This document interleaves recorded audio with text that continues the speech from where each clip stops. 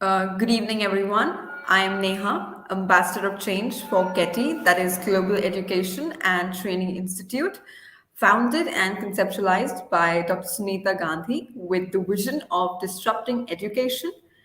We also provide in service and free service training for teachers. And under the same banner, we also organize detox where we invite policymakers, educators, and various other practitioners from around the world to discuss various best practices in education. And today I am very thrilled to have with us from Zimbabwe, Miss Muchinta. I'm sorry if I'm pronouncing that right or wrong. I'm so sorry. Miss Muchinta. And she's going to be talking about the role of women in education and how we can empower young girls and women to spearhead the education movement. A very warm welcome to you, ma'am. Thank you so much for joining us today. Thank you very much for having me here. It's a pleasure to sit on this platform and discuss this important topic. Yeah. Could you, ma'am, please describe your topic today that you're going to talk about and why you chose this particular topic? And I also would like to tell my audience that she's also a gender advocate, so this topic must be very close to her heart as well. So if you could, bring our audience on that pedestal as well, and give us a round a tour of this topic and your own research in this. And for today, please, ma'am.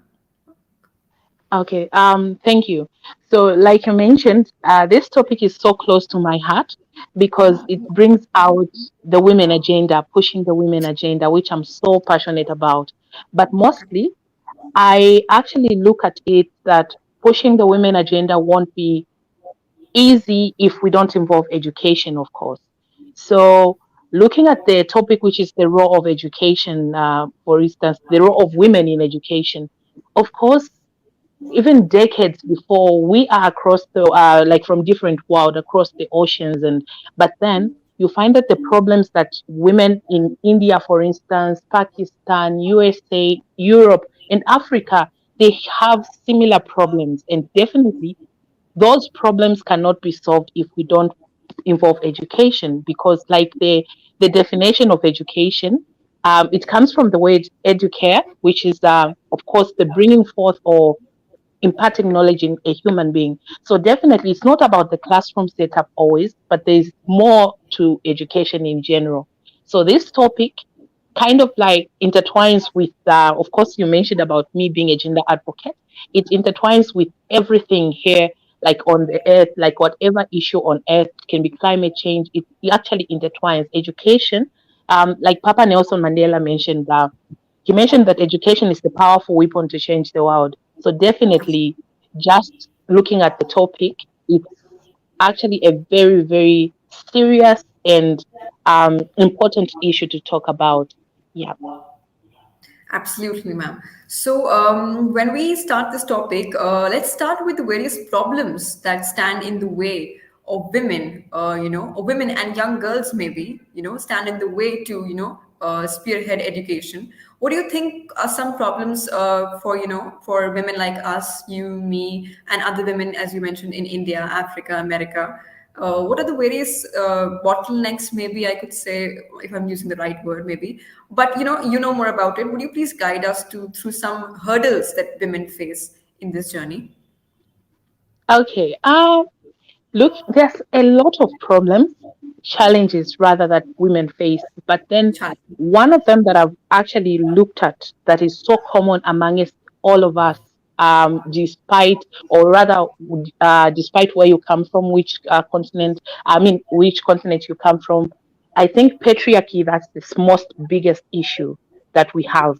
It can be, we can have different cultures, but then each culture where you come from, patriarchy has always been there. Um, for me, I feel all challenges, or rather all problems for which women face, it all stems from patriarchy. Because Absolutely. looking looking at where I come from in my culture, like in Africa, a long time ago, because Western education came a bit late here. But then, when we, of course, we were under colonial rule, it was more of, or rather, during our old days, where we find that most of the men we used to, because like we know Africans were nomads at some point. They used to depend on hunting, gathering of fruits, roots, and all those things. So you'll find that the women will remain home, whilst their husbands, brothers, uncles would go out to go and get food, hunt, all that. But then women used to look at the homes and they used to take care of the families, the children home. But that, as time went on, the era changed to where we have a modern world now. It seems like those olden days, others, they, it's like the primitiveness has not yet like moved away from them. It's still, others still believe that women are meant for just home, is it the chores home? Women are meant for the kitchen. There are certain things that women, they will rather look at women to be an abomination, for instance, to go to school. I'm sure you have that also in India, whereby they say, okay, when you reach a certain age, it's okay, meaning you can no longer go to school. You need to start looking for a husband. It's a must. If I don't know how society will look at you if you don't have, you're not married at a certain age, and then you Yes. find that you are pressurized to start looking for a partner, and yet you find yourself looking for not just a partner, but you are supposed to look for a someone that will spend a lifetime with you, of course with tranquility. But then, because of those forced pressures from around the society, you'll find that you are pressured to look for someone that will, of course, be an abuser in the house, will also torture you mentally, who is not good at your like for your mental health. So all these things, despite the culture where you come from, it's like a man is never blamed at any cost. Is never Absolutely. pressured to do anything. It's always a woman. It's always a Yes. woman. So you find that despite all these things, it all comes from patriarchy.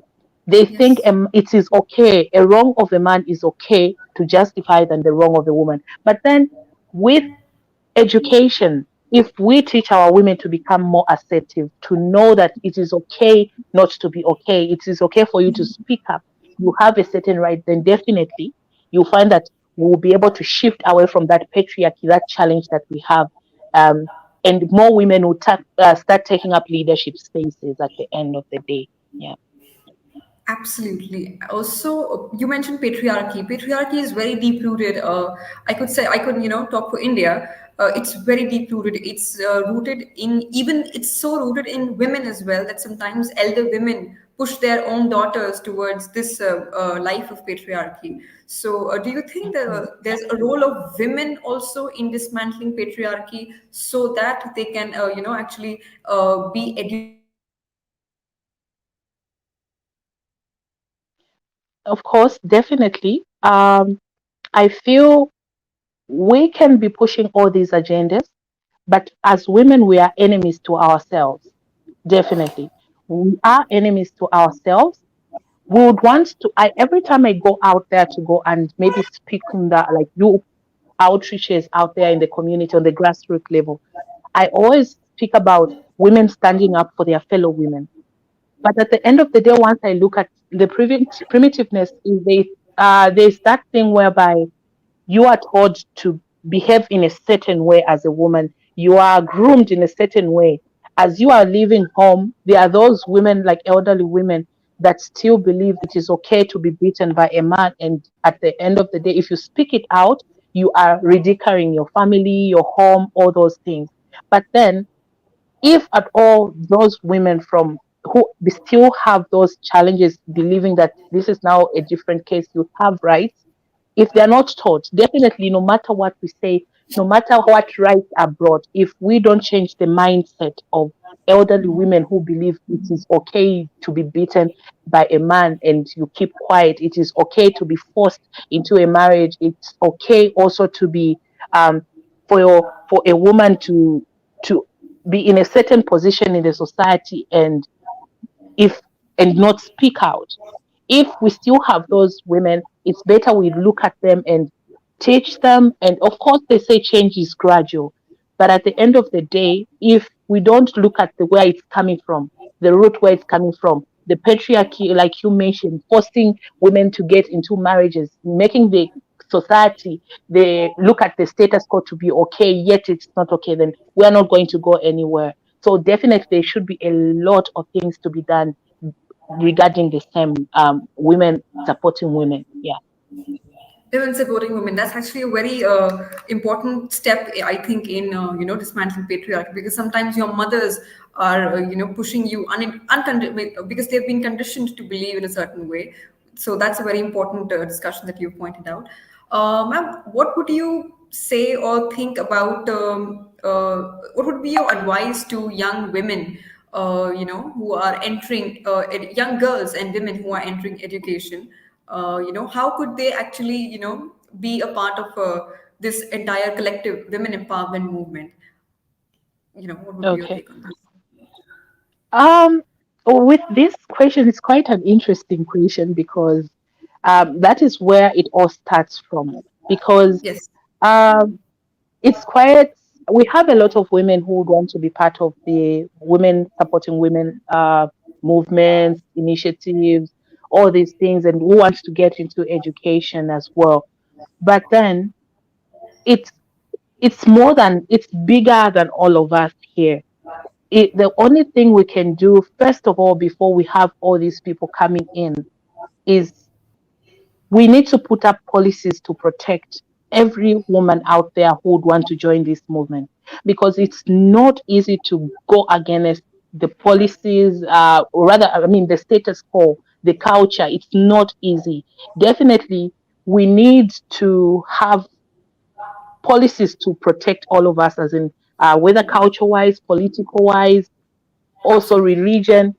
Definitely we need to have all these policies put up in place. Then if we have policies, definitely that's when now we can have influencers as well.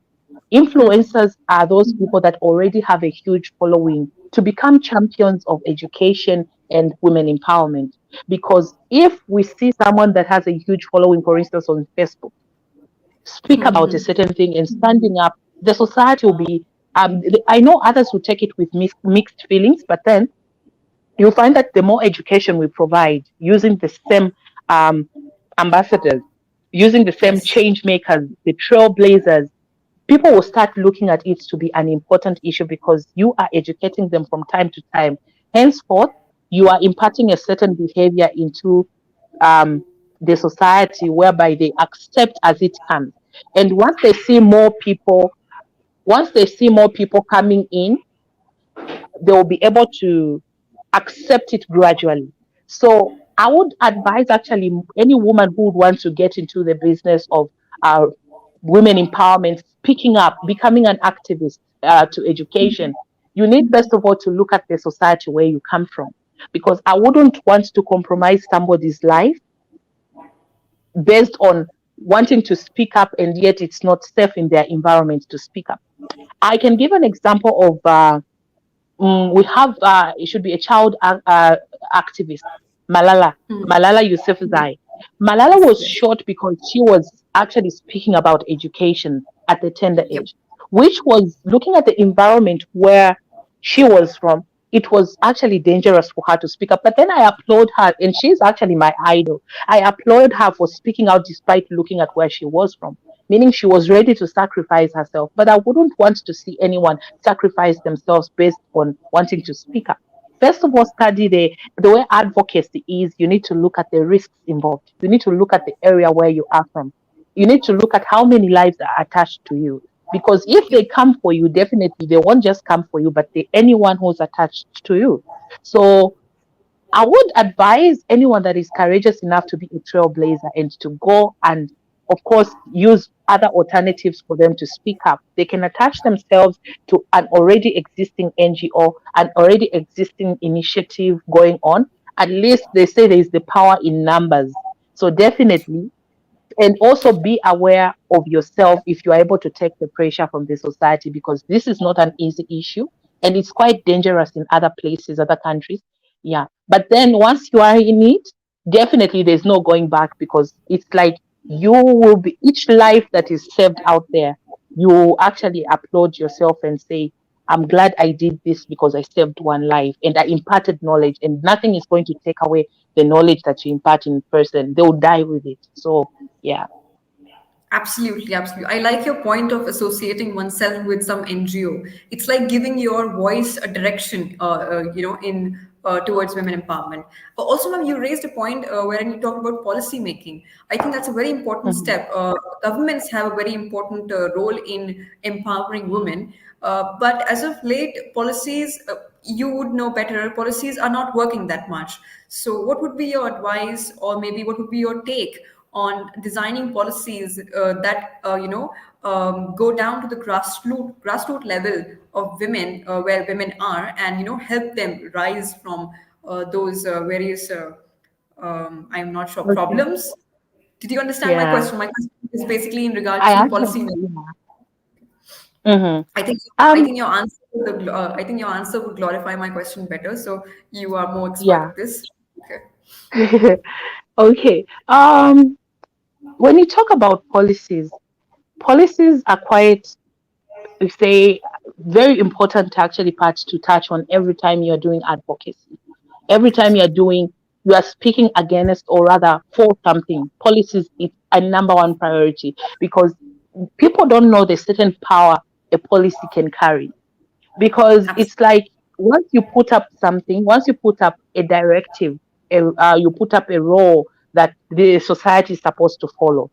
Whether they like it or not, they will have to follow it because there is the aspect of the authority that has put up that. So in this case, when we talk about policies, first of all, the first thing that you need to do, we said earlier on that we can't run away from education. Education is the number one priority that we need to think about always. So I think the first step that we need to do regarding policies is we talked about education is going through um, capacity building, for instance. When you talk about capacity building, I think you are mentoring or rather imparting knowledge, doing sensitization in whatever um, course that you are doing. So capacity building of, for instance, these we say advocacy, for instance, in young people or rather girls at the tender age, and also we need to teach them about social accountability whilst they are still in their early age because Absolutely. if you know about social accountability, believe me, you will know how to advocate for weak policies or rather bad policies. Because social accountability, you will know your civic duty and you will know your rights. So definitely, if we have weak policies, like for instance, regarding, I will say this one because I'm into sexual reproductive health and rights as well. We have a Okay. policy of free menstrual towels that is supposed to pass through um, parliament. But then they have just been talking about it and nothing has been happening. And when you talk about free menstrual towels, we need to end period poverty here and there. It's like it's never passed because of one, we have very low representation of women in parliament. And henceforth, if they say, okay, let's vote for this bill, it never passes because a man doesn't understand how it feels like at that time of the month every day. And Absolutely. henceforth, they fail to pass in because they feel it's not necessary. So if we have more women if there is a policy that is put up, for instance, like 40% of the women should be given positions in parliament, the seats should be reserved in parliament for women. Definitely nobody will touch those seats. They will know that these seats are meant for the women. And if we have 40% of the women in parliament, definitely even when a law like free menstrual towels bill is passed, definitely it will go through.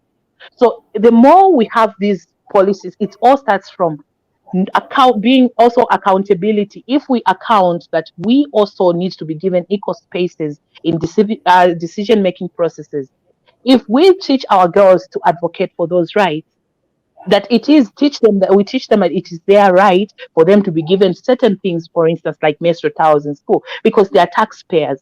Definitely, they will know how to advocate for anything that they want, and they will know what the power of a policy can do for them. So, no wonder when we say education is the powerful weapon to change the world. If you know something and you know what you possess, you know the power that you have, believe me, it's more than just a classroom situation. You will know how to protect yourself. You will know all those defensive mechanisms, and you will know when to lobby and when to, of course, involve yourself in certain dialogues.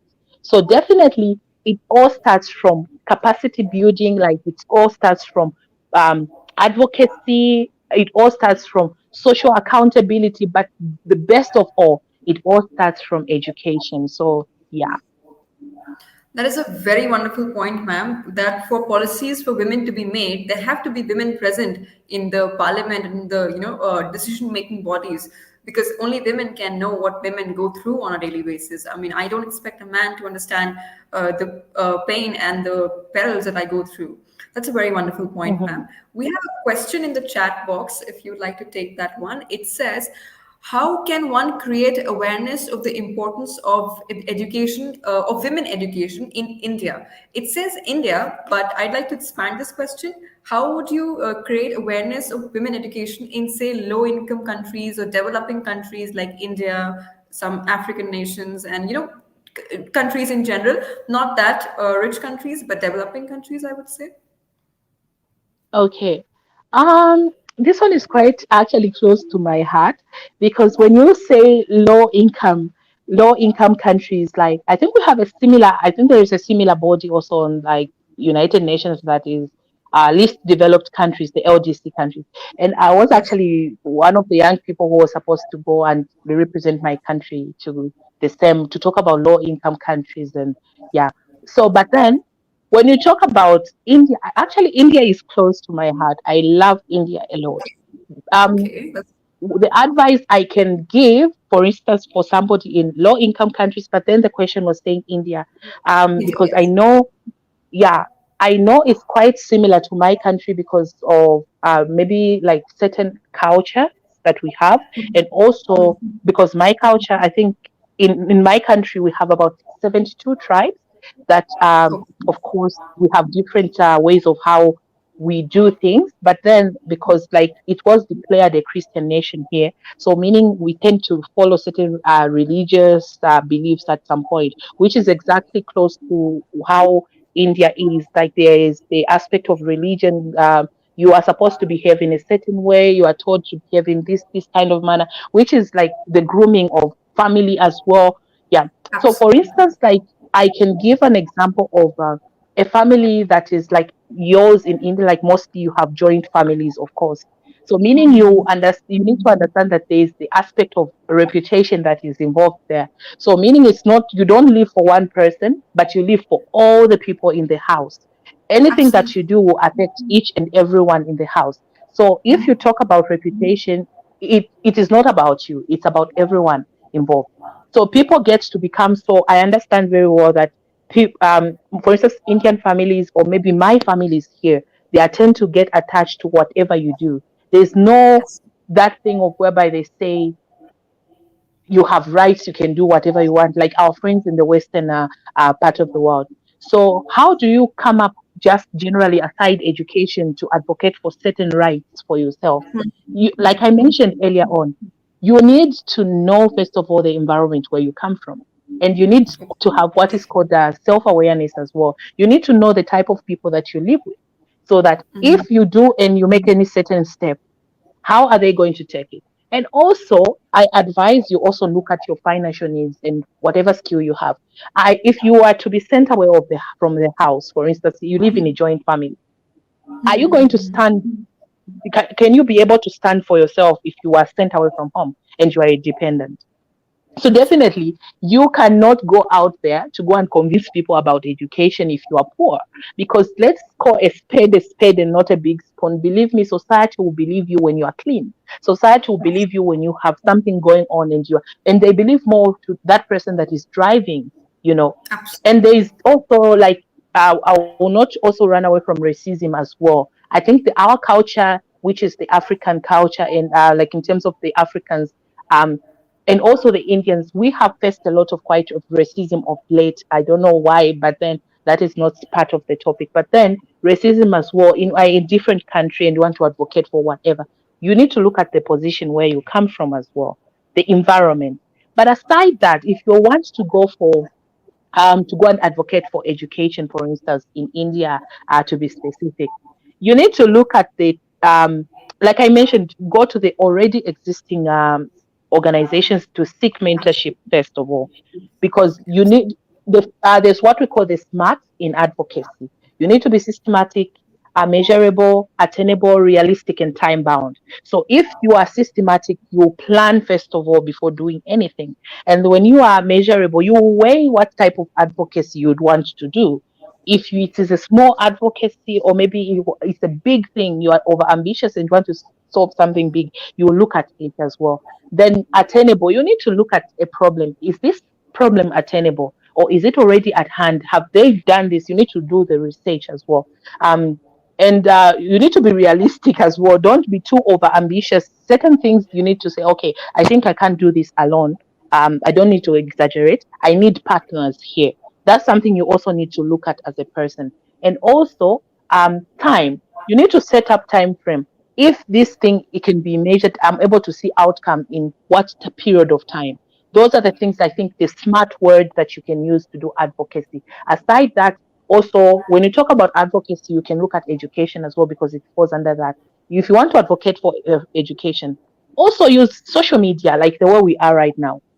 Social media is a powerful tool as well because, like they say, media to be specific as well. It's the fourth estate of power. Like for me, I'll give it on experience, which I have really, my advocates have really done it mostly using media because of COVID. COVID really did us bad where we couldn't move. So, but at the end of the day, social media was able to be there, and also other media platforms like radio, also TV, they really helped. So, create synergies and networks within the media sector. And every time you want to write an article, you want to write, maybe you want to do animation, use those platforms to speak about the voice that you would want to send out there. And at the end of the day, you'll be able to achieve your outcomes, but outcomes don't come there and then. They can be in a certain period of time. Maybe you're not even around to see them, but other people will enjoy them after. Your legacy will live on. So yeah, basically that's that.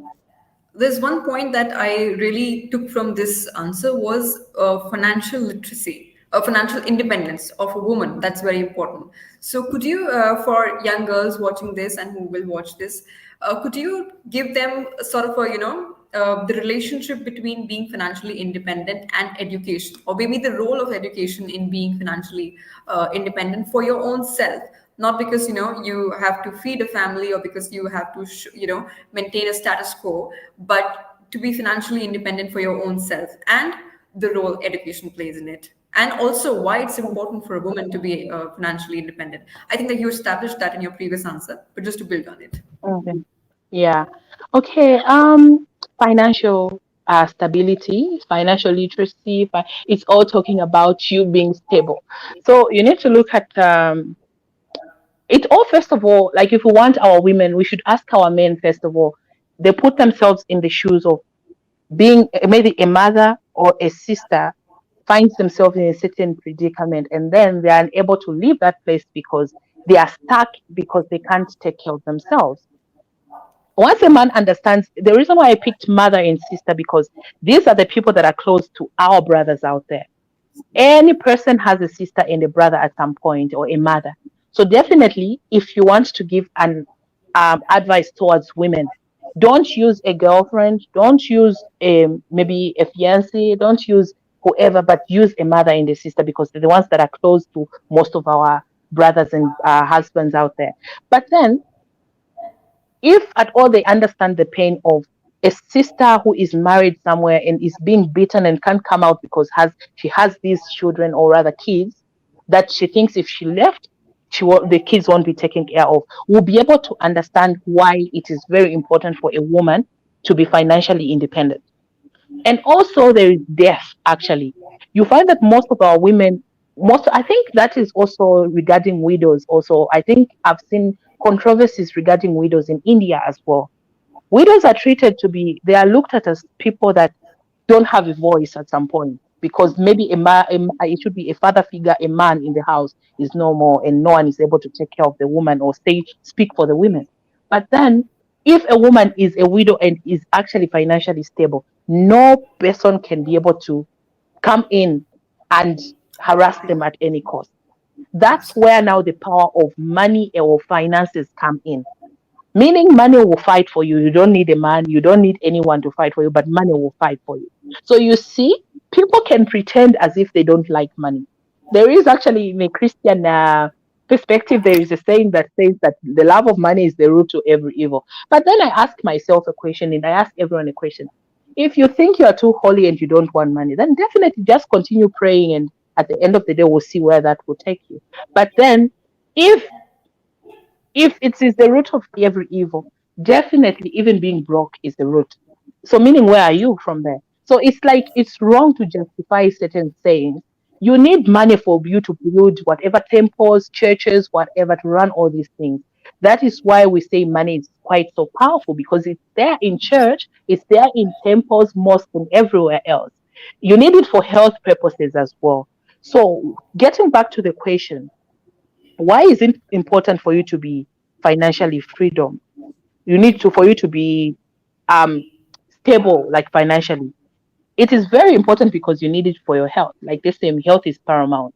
You also need to be, actually, money will speak for you, like I mentioned. It will protect you when you don't have anyone else. And also, it will save you from cyber crimes. Of late, I've been seeing a lot of our women are actually finding they're selling their bodies because they want, that's the fastest commodity to you, for you to get money. They go on social media, send nude pics. At the end of the day, men will send them money. So it's like cheap labor, you get that. But at the end of the day, you find that at some point you would want to get married, and then those things will surface. And meaning you will shame your whole family from there. And it's quite so painful when you are all over social media with naked pictures going around. It's quite, and it leads also to like the disturbances of your mental health as well. So Absolutely. also, maybe in a nutshell, education, how education can come in terms of financial stability. When you go to school, it's not a guarantee that you're going to find a job. But then education should be taught at a certain place whereby it will make you to become innovative and find ways of how you can survive. It's not all about you showing your body and you get money. No, it's about you utilizing whatever you were taught at some point and thinking straight and getting to make certain initiatives, and that will save you as a person. We have a lot of people who are trafficked because they are not stable. You are booked, like somebody books a ticket for you to fly over just because they say, no, I'll bring you to America. And then you go there and you get stuck and you can't run away from there because they bought you a ticket. It's not your own money. And if you know all these things, if you are educated on how to, believe me, where I am right now, I cannot just stand from, because I think I know what it means to be scammed. I know what it means to maybe to find yourself in a human traffic. Actually, you go to America and then you get stuck. You are stuck, all these things. I think it also happens in Dubai. If I know these things, I will not compromise my situation by going for free things. I'll work hard. I don't know how long it will take, but I'll work hard to make sure that I survive here. If I will go there, then I'll go. So it is important for it will start from the government.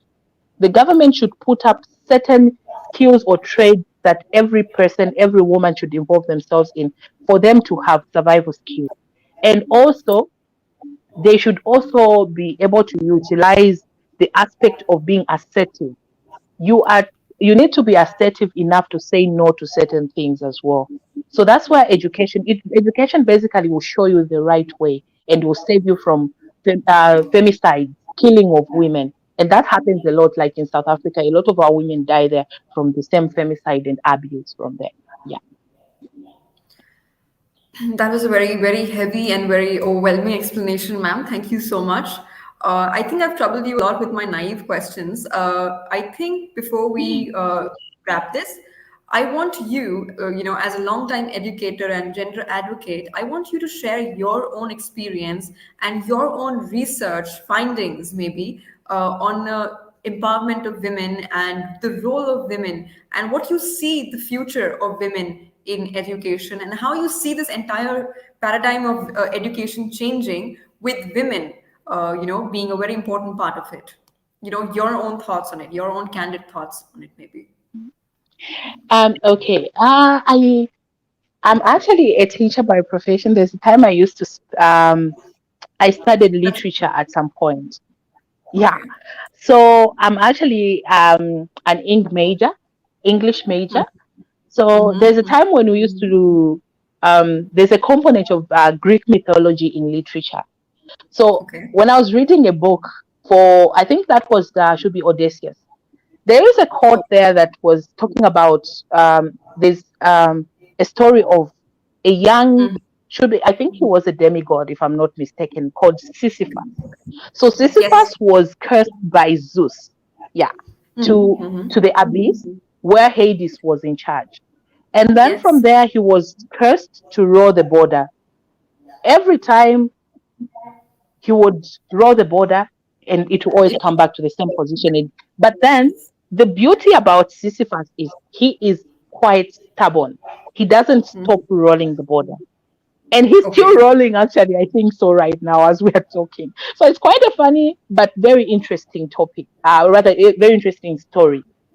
From there, I liken it to the women agenda to be just like the Sisyphean story.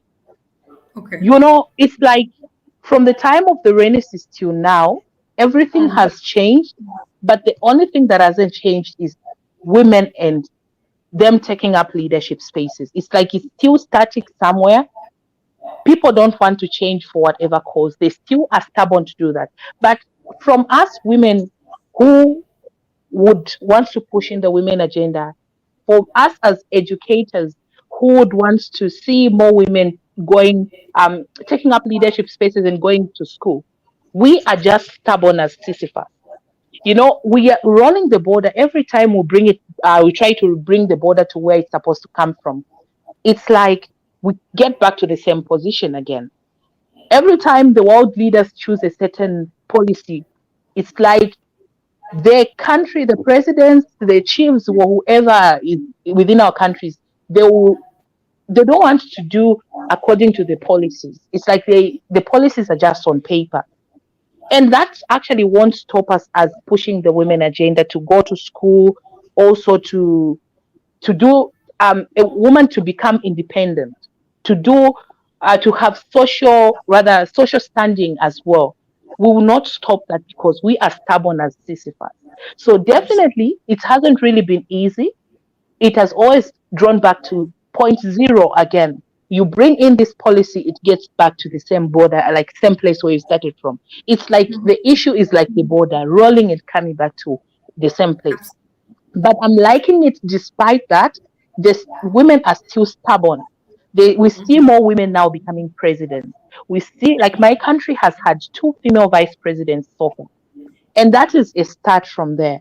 And also we have MPs who are still, we have women like Michelle Obama, we have who have led actually using their husband's status as well. We have got the president, I think if it's not Taiwan, who managed to sort out the COVID issue without any problem. So that is actually something to show us to say women are capable of doing certain things, or rather anything. So if women can be educated enough, believe me, out there in every womb of a woman, there is a seed that can change the world at any cost. So definitely the only thing that we do is try to change a bit of our curriculum, put in real things. Like in my country, I don't need to be taught on how life started using the sun, apes, what. Then what am I going to do with the ape story? What am I going to do with the sun story? What am I going to do? Yes, I will know that, okay, my ancestors, but I can read that on my free time. But what is important is to teach me about survival.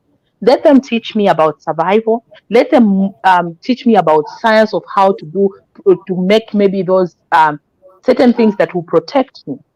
So that is exactly what we want to see, the structure of education as well. And we need more women who are already on the platforms to speak out for their other women who don't have a voice. Because that, um, I'm a Christian. God said that I don't give you a certain place for nothing. If I give you a certain place, meaning it's a time for you to change something. You don't need just to be there for the sake of decoration. You need to go and fulfill your purpose. So what's the point if you don't know, have identity? What's the point of being there if you don't speak for, if you want to succeed and yet you leave others behind? So all these things, our women in the already existing positions should speak out enough for other women to see. Let them be trailblazers. So at the end of the day, I feel the future is female, like everyone says. Of course, the future is female because we're beginning to see more women taking part in STEM.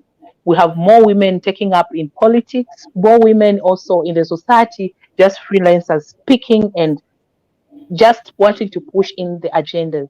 So, but I feel we have hope, though I tend to lose a bit of hope at some point, but then not all hope is lost because we still have those people who are seated there already showing us the way. So I feel the future is bright towards education and women empowerment. Yeah.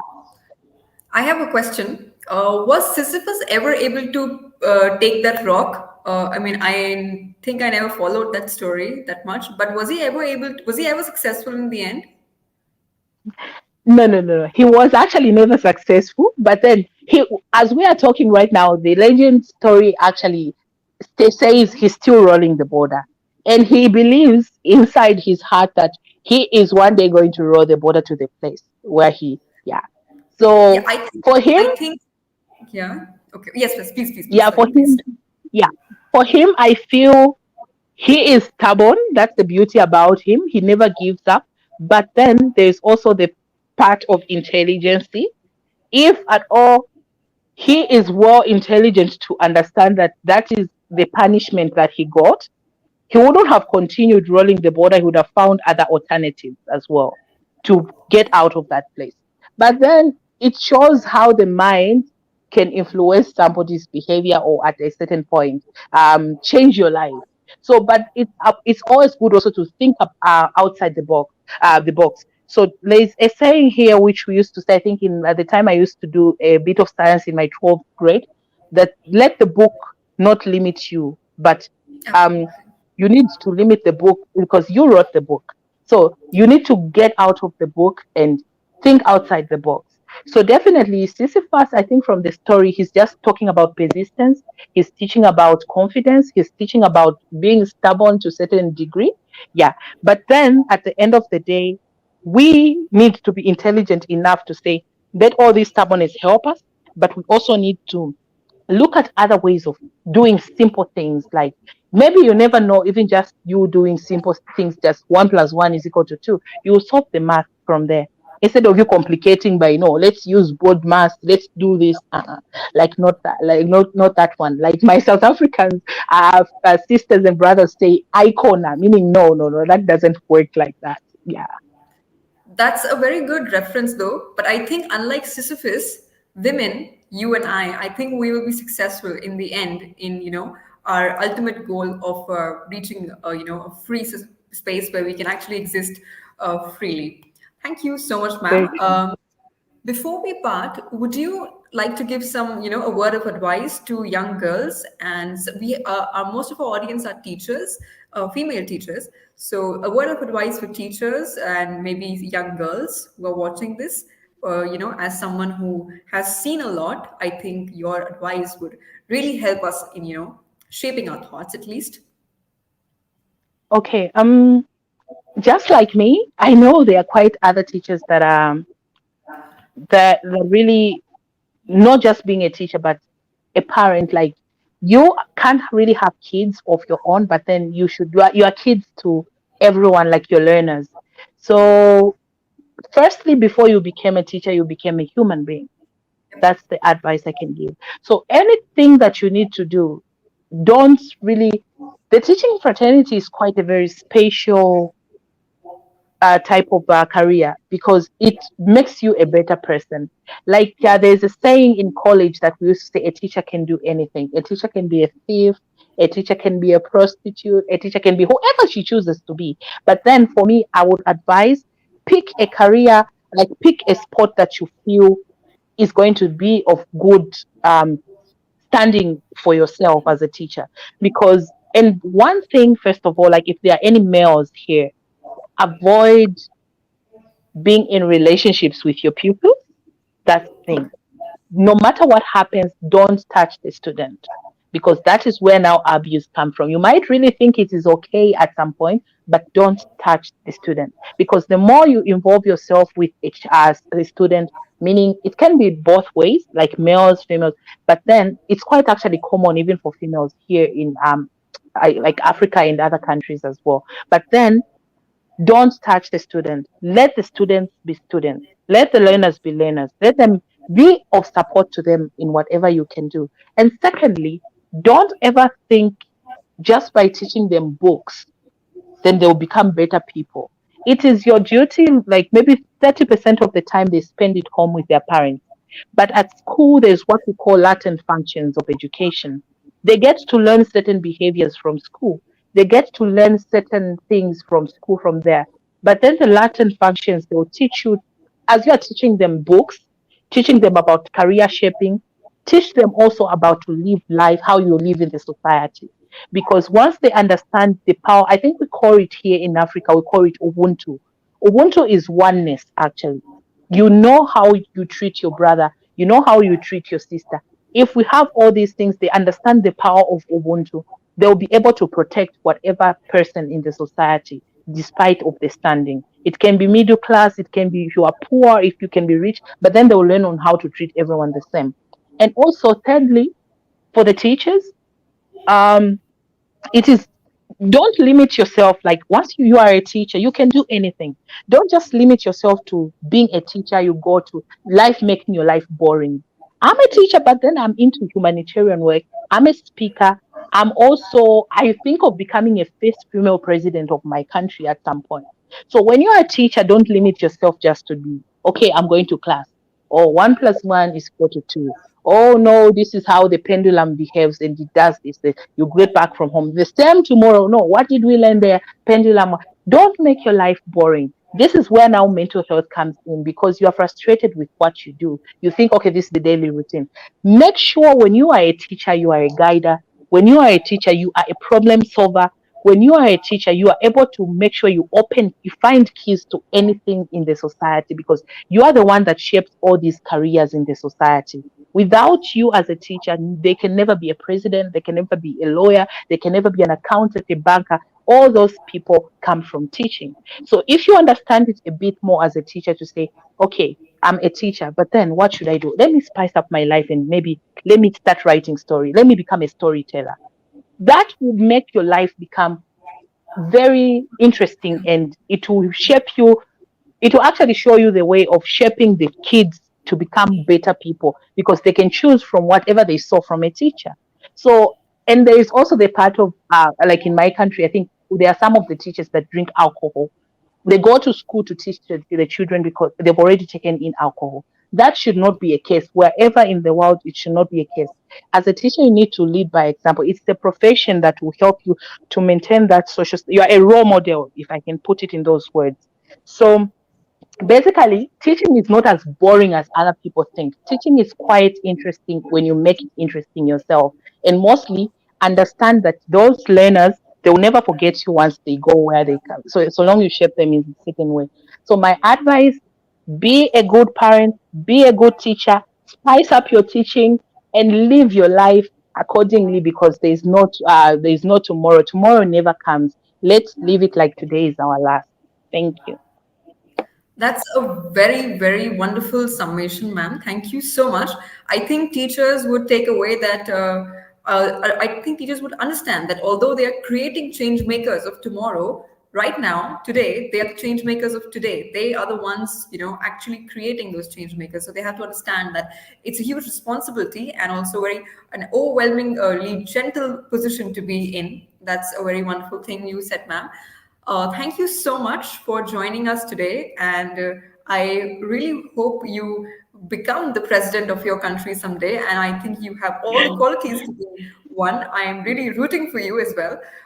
Thank you so much for joining us today and giving us, a glimpse of your bold thoughts, I would say, because it's a very gentle topic, empowerment of women in education. But I think we covered a lot in this 1 hour of discussion with you.